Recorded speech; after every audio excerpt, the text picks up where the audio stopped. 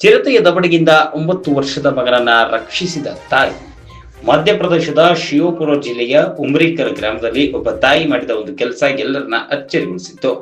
ಚಿರತೆಯ ದವಡೆಗಿಂದ ಸುಮಾರು 10 ನಿಮಿಷಗಳ ಕಾಲ ಹೋರಾಡಿ 9 ವರ್ಷದ ಮಗನನ್ನ ರಕ್ಷಿಸಿದ ತಾಯಿ ಮಗುವಿಗೆ 120 ಹೊಲಿಗೆಗಳು ಬಿದ್ದಿವೆ.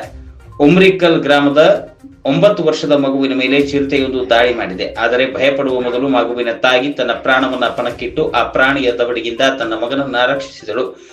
ಶಿವಪುರದ ಬಳಿಯ ಉಮ್ರಿಕಲ್ ಗ್ರಾಮದ ಮನೆಯಲ್ಲಿ ಆಟವಾಡುತ್ತಿದ್ದ ಮಗುವಿನ ಮೇಲೆ ಚಿರತೆ ದಾಳಿ ಮಾಡಿದೆ. 9 ವರ್ಷದ ಅವಿನಾಶ್ ಅಲಿಯಾಸ್ ನಿರ್ಮಲ್ ಧಕಾಡ್ ಸಂಜೆ 6:30ಕ್ಕೆ ತನ್ನ ಮನೆಯ ಗಡಿಯ ಬಳಿ ಆಟವಾಡುತ್ತಿದ್ದಾಗ ಅವನ ತಾಯಿ ದನಗಳಿಗೆ ಮೇವು ಹಾಕುತ್ತಿದ್ದಳು.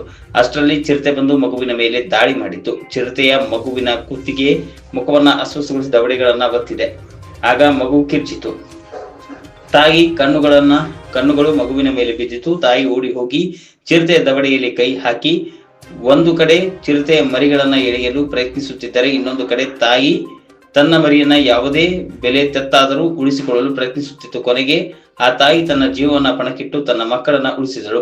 ಆದರೆ ಚಿರತೆ ಗುಡುಗುಡುತ್ತಾ ಮಗುವನ್ನ ಬೇಟೆಯಾಡಲು ಬಯಸಿತ್ತು. ಆದರೆ ರಕ್ಷಿಸಿದ ತಾಯಿ ಹೆಸರು ಕೂಡ ರಕ್ಷಾ ಅಂತ. ಮಗುವಿಗೆ ಕೂಡಲೇ ಆಸ್ಪತ್ರೆಗೆ ಸಾಗಿಸಿ ಚಿಕಿತ್ಸೆ ಕೊಡಲಾಯಿತು. ಸದ್ಯ ಮಗು ಪ್ರಾಣಾಪಾಯದಿಂದ ಪಾರಾಗಿದೆ. ಮಗುವಿಗೆ 120 ಹೊಲಿಗೆಗಳು ಬಿದ್ದಿವೆ. मेरा लड़का है। क्या हुआ?